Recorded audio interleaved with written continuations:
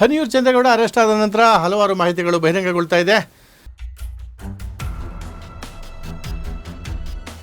ಈಗಾಗಲೇ ನಾವು ಎಣಿಸಿದಂತೆ ಈತ ಪ್ರಜ್ವಲ್ ಅಷ್ಟೇ ಅಲ್ಲ, ಪ್ರಜ್ವಲ್ನ ಮೀರಿಸುವಂಥವನು ಆಗ್ತಾನೆ ಅನ್ನುವಂಥ ಮಾಹಿತಿಗಳು ಲಭ್ಯ ಆಗ್ತಾ ಇದೆ. ಮತ್ತಷ್ಟು ವಿಡಿಯೋ ತುಣುಕುಗಳು ಈಗ ಆಲ್ರೆಡಿ ಪೊಲೀಸ್ನವರು ಒಂದು ಪತ್ತೆ ಹಚ್ಚಿದ್ದಾರೆ. ಆದರೆ ಅದನ್ನು ರಿಲೀಸ್ ಮಾಡಲಿಕ್ಕೆ ಅವರು ಯಾವುದೇ ಕಾರಣಕ್ಕೂ ಕೊಡ್ತಾ ಇಲ್ಲ. ಇಂದಲ್ಲ ನಾಳೆ ಖಂಡಿತವಾಗ್ಲೂ ಬರ್ತವೆ. ಆದರೆ ಅವರ ಮಾಹಿತಿಯ ಪ್ರಕಾರ ಈಗಾಗಲೇ 100ಕ್ಕೂ ಹೆಚ್ಚು ವಿಡಿಯೋಗಳು ಅವನ ಲ್ಯಾಪ್ಟಾಪ್ನಲ್ಲಿ ಪತ್ತೆ ಆಗಿದೆ ಅನ್ನುವಂಥದ್ದನ್ನು ಬಲ್ಲ ಮೂಲಗಳು ತಿಳಿಸಿವೆ. ವಿಚಾರಣೆ ಮತ್ತಷ್ಟು ಜಾಗೃತಿಗೊಂಡಿದೆ, ಮತ್ತಷ್ಟು ಹೆಚ್ಚಾಗ್ತಾ ಇದೆ.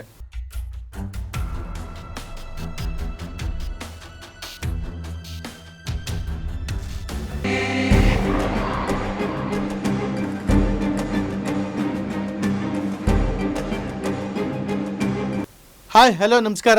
ನಾನು ನಿಮ್ಮ ಗೌರವ ಶ್ರೀನಿವಾಸ್. ನಿನ್ನೆ ತಾನೇ ಹನಿಯೂರು ಚಂದ್ರೇಗೌಡನ ಬಗ್ಗೆ ವಿಸ್ತಾರವಾಗಿ ಹಲವಾರು ಫೋಟೋಗಳನ್ನು ಹಾಕಿ ನಾವು ಒಂದು ಸುದ್ದಿಯನ್ನು ಮಾಡಿದ್ವಿ. ಹನಿ ಮತ್ತು ಚಂದ್ರ, ಹನಿಮೂನ್ ಅನ್ನೋದಕ್ಕೆ ಒಳ್ಳೆಯ ಹೆಸರನ್ನು ಆತ ಇಟ್ಕೊಂಡಿದ್ದ ಅನ್ನೋದು ಇದರಿಂದ ಗೊತ್ತಾಗುತ್ತೆ. ನನಗೆ ಹಲವಾರು ಮಂದಿ ಹನಿಯೂರು ಗ್ರಾಮದವರು ಕರೆ ಮಾಡಿ, ಏನಾದರೂ ಮಾಡಿ ನಮ್ಮ ಹನಿಯೂರು ಹೆಸರು ತರಬೇಡಿ ಸರ್, ಆ ಕೆಟ್ಟ ಆ ಬಾ ಮಗ ಏನೋ ಮಾಡ್ಕೊಂಡಿದ್ದಾನೆ, ಆದರೆ ನಮ್ಮ ಊರ ಹೆಸರು ತುಂಬ ಹಿಂಸೆ ಆಗ್ತಾಯಿದೆ ಅಂದರು. ಆದರೆ ಆತನ ದುರುಳತನ ಎಷ್ಟಿತ್ತು ಅಂದರೆ ಹನಿ ಇವರು ಅನ್ನೋದನ್ನು ಹನಿ ಅಷ್ಟೇ ಇಟ್ಕೊಂಡು ಚಂದ್ರೇಗೌಡ ಅನ್ನೋದನ್ನು ಚಂದ್ರ ಅಂತ ಇಟ್ಕೊಂಡು ಹನಿಮೂನ್ಗೆ ತುಂಬ ಸಂಪರ್ಕವನ್ನು ಆತನ ಹೆಸರಲ್ಲಿ ಕಲ್ಪಿಸ್ಕೊಂಡಿದ್ದ. ಎಂತಹ ದುರುಳತನದ ವ್ಯಕ್ತಿ ಅಂತ ಹಲವಾರು ಕಾಮೆಂಟ್ಗಳನ್ನು ಫೇಸ್ಬುಕ್ಕು, ವಾಟ್ಸಪ್ಪು ಅಥವಾ ಇನ್ನಿತರ ಸಾಮಾಜಿಕ ಜಾಲತಾಣಗಳಲ್ಲಿ ನೋಡಿದಾಗ ಅವನಿಂದ ಎಷ್ಟು ಜನ ನೊಂದಿದ್ರು, ಯೂನಿವರ್ಸಿಟಿಯಲ್ಲಿ ಎಷ್ಟು ಜನ ನೊಂದಿದ್ರು, ಅಧಿಕಾರಿಗಳು ಎಷ್ಟು ಜನ ನೊಂದಿದ್ರು, ಹೆಣ್ಮಕ್ಳು ಎಷ್ಟು ಜನ ನೊಂದಿದ್ರು ಅಂತ ಎಲ್ಲವನ್ನು ಕಮೆಂಟ್ ಮೂಲಕ ತಾವು ಗಮನಿಸ್ಬೋದು. ಹಾಗೆ ರಾಜರಾಜೇಶ್ವರಿ ನಗರದಲ್ಲಿ ಕಂಪ್ಲೇಂಟ್ ಆಗಿರುವ ಮೂಲಕ ಆತನನ್ನು ವಿಚಾರಣೆಗೆ ಹೆಚ್ಚು ಒಳಪಡಿಸಿದಾಗ ಮೊಬೈಲ್ನಲ್ಲಿ ಕಂಡಂಥ ದೃಶ್ಯಗಳು ಕೇವಲ 20 ಮಹಿಳೆಯರದು. ಆದರೆ ಲ್ಯಾಪ್ಟಾಪನ್ನು ಪರಿಶೀಲಿಸಿದಾಗ 100ಕ್ಕೂ ಹೆಚ್ಚು ಮಹಿಳೆಯರ ವಿಡಿಯೋಗಳು ಆತನ ಲ್ಯಾಪ್ಟಾಪ್ನಲ್ಲಿ ಶೇಖರಣೆಯಾಗಿರುವಂತಹ ಒಂದು ದೊಡ್ಡ ಮಟ್ಟದ ಹಗರಣವನ್ನು ತೆರೆದಿಟ್ಟಿದ್ದಾರೆ. ಆತನನ್ನು ವಿಚಾರಣೆಗೊಳಪಡಿಸಿ ಯಾಕೆ ಈ ವಿಡಿಯೋಗಳನ್ನ ಇಟ್ಕೊಂಡಿದೆ ಅಂತ ಪೊಲೀಸರು ಪ್ರಶ್ನೆ ಮಾಡಿದಾಗ ಮುಂದೆ ಬೇಕಾಗ್ತವೆ ಇಟ್ಕೊಂಡಿದ್ದೆ ಅಂತ ಹೇಳ್ತಾನಂತೆ. ಎಂಥ ದುರುಳತನದ ವ್ಯಕ್ತಿ ಅಲ್ವಾ ಈತ. ಸೊ ಈತನ ಕೆಲಸವೇ ಮೋಸ ಮಾಡುವುದಾ, ನಂಬಿಸಿ ಮೋಸ ಮಾಡುವುದಾ, ಅಧಿಕಾರಿಗಳಿಗೆ ಕಿರುಕುಳ ಕೊಡುವುದಾ? ಹಲವಾರು ಸಂದರ್ಭಗಳಲ್ಲಿ ಫೋಟೋಗಳನ್ನು ಕ್ಲಿಕ್ಕಿಸಿಕೊಂಡಂಥ ಸಂದರ್ಭಗಳನ್ನು ನೋಡಿದಾಗ ಈತ ಮಾನಸಿಕವಾಗಿ ಈ ಕ್ರೌರ್ಯವನ್ನು ಮಾಡಲಿಕ್ಕೆ ಅಂತಲೇ ಮಾನಸಿಕವಾಗಿ ಆತನೇ ತೊಡಗಿಸ್ಕೊಂಡಿದ್ದಾನ ಅನ್ನುವಂತಹ, ಆತನೇ ಅದನ್ನು ನಾನು ಹೀಗೆ ಮಾಡಬೇಕು ಅನ್ನುವಂಥದ್ದನ್ನು ದುರುದ್ದೇಶಪೂರ್ವಕವಾಗಿ ಇಟ್ಕೊಂಡು ಹೊರಟಿದ್ದಾನ ಅನಿಸುತ್ತೆ. ಈ ಕೇಸನ್ನು ಪ್ರತಿಯೊಬ್ಬರು ಗಣನೆಗೆ ತೆಗೆದುಕೊಂಡಾಗ ಪ್ರಜ್ವಲ್ ರೇವಣ್ಣನ ಕೇಸ್ಗೂ ಈ ಕೇಸ್ಗೂ ಒಂದು ತಾಳೆಯನ್ನು ನೋಡಿದಾಗ ತಾಳ್ಮೆ ಒಡೆಯುತ್ತೆ. ಯಾಕೆ ಈ ತಾಳೆಯನ್ನು ನೋಡಬೇಕು ಅಂದಾಗ, ಸೊ ಆತನ ಕೇಸ್ನಲ್ಲಿ ಆತನು ಸಹ ಸ್ವತಃ ವಿಡಿಯೋ ಮಾಡಿಕೊಂಡಿದ್ದ, ಅದು ರಿಲೀಸ್ ಮಾಡಿದ್ದು ಬೇರೆಯವರು. ಆದರೆ ಇಲ್ಲಿ ಆತನೇ ವಿಡಿಯೋ ಮಾಡಿಕೊಂಡು ಆತನೇ ಫೋಟೋಗಳನ್ನು ಕ್ಲಿಕ್ಕಿಸ್ಕೊಂಡು ಆತನೇ ತೆಗೆದುಕೊಂಡಿದ್ದಾನೆ. 100ಕ್ಕೂ ಹೆಚ್ಚು ಮಹಿಳೆಯರು ಒಬ್ಬ ಪ್ರೊಫೆಸರ್ ಅನ್ಸ್ಕೊಂಡಂಥ ವ್ಯಕ್ತಿ, ಹೌದು ಅಲ್ವೋ? ಯೂನಿವರ್ಸಿಟಿ ಹೇಳಬೇಕು. PhD ಪಡೆದಂಥ ವ್ಯಕ್ತಿ, ಹೌದು ಅಲ್ವೋ? ಯಾವ ಸಬ್ಜೆಕ್ಟ್ನಲ್ಲಿ ಆತ PhD ಮಾಡ್ದ, ಸೊ ಆತನ ಗೈಡ್ ಯಾರು, ಯಾವಾಗ ಆಯಿತು, ಅದನ್ನು ಸಹ ಯೂನಿವರ್ಸಿಟಿ ಹೇಳಬೇಕು. ನಾಯಕ ನಟ, ಸಿನಿಮಾ ನಟ, ಕಲಾವಿದ, ಸೀರಿಯಲ್ ನಟ, ಜಾನಪದ ವಿದ್ವಾಂಸ, ಏನೆಲ್ಲ ಬಿರುದುಗಳನ್ನ ತನಗೆ ತಾನೇ ಕೊಟ್ಕೊಂಡಿದ್ದಾನೆ.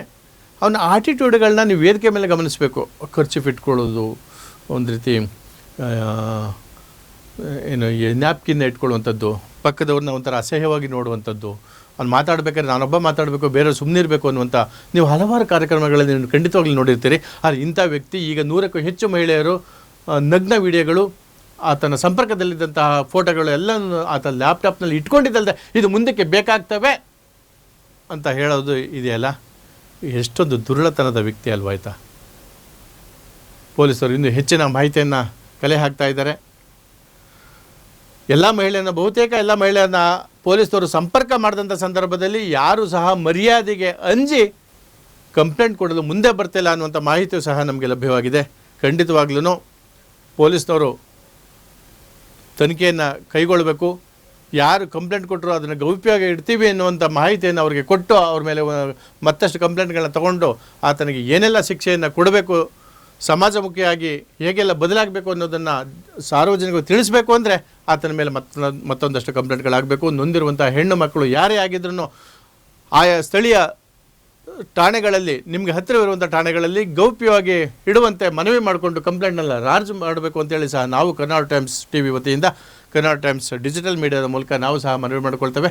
ಮತ್ತಷ್ಟು ಪ್ರಕರಣಗಳು ಏನೆಲ್ಲ ಇದೆ ಅದನ್ನು ಪೊಲೀಸ್ನವರು ಬಹಿರಂಗಪಡಿಸಬೇಕು ಅಂತಲೂ ಸಹ ನಾವು ಆಗ್ರಹವನ್ನು ಪಡಿಸ್ತೇವೆ. ಆದಷ್ಟು ಬೇಗ ಇಂಥ ವ್ಯಕ್ತಿ ಅಥವಾ ಇನ್ನು ಮುಂದೆ ಈ ಥರ ವ್ಯಕ್ತಿಗಳು ಎಲ್ಲೂ ಈ ಥರ ಮಾಡಬಾರ್ದು. ಆ ನಿಟ್ಟಿನಲ್ಲಿ ಈ ಪ್ರಕರಣವನ್ನು ಬೆನ್ನಟ್ಟಿ ಈತನ ಎಲ್ಲ ಅಶ್ಲೀಲ ಅವಾಚ್ಯ ಏನೇನಿದೆ ಎಲ್ಲವನ್ನು ಬಹಿರಂಗಪಡಿಸೋದು ಅಂತ ಅಂದರೆ ಅದನ್ನು ನಗ್ನವಾಗಿ ತೋರಿಸಿ ಅಂತ ನಾನು ಖಂಡಿತವಾಗ್ಲೂ ಹೇಳಲ್ಲ.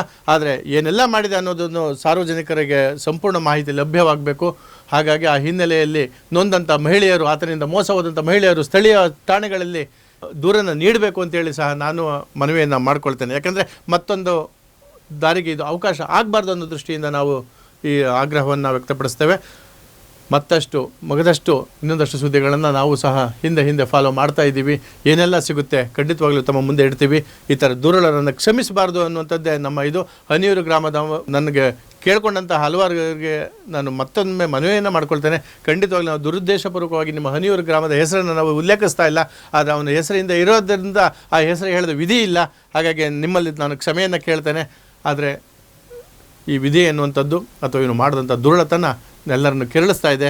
ಹಾಗಾಗಿ ಪೊಲೀಸ್ನವರು ಇವನು ಸಂಪೂರ್ಣ ಜಾತಕವನ್ನು ಬಿಚ್ಚಿಡಬೇಕು ಅಂತೇಳಿ ನಾನು ಮನವಿಯನ್ನು ಮಾಡ್ಕೊಳ್ತೇನೆ. ಮತ್ತೊಮ್ಮೆ ಮತ್ತೊಂದು ವಿಚಾರವಾಗಿ ತಮ್ಮ ಮುಂದೆ ನಮಸ್ಕಾರ.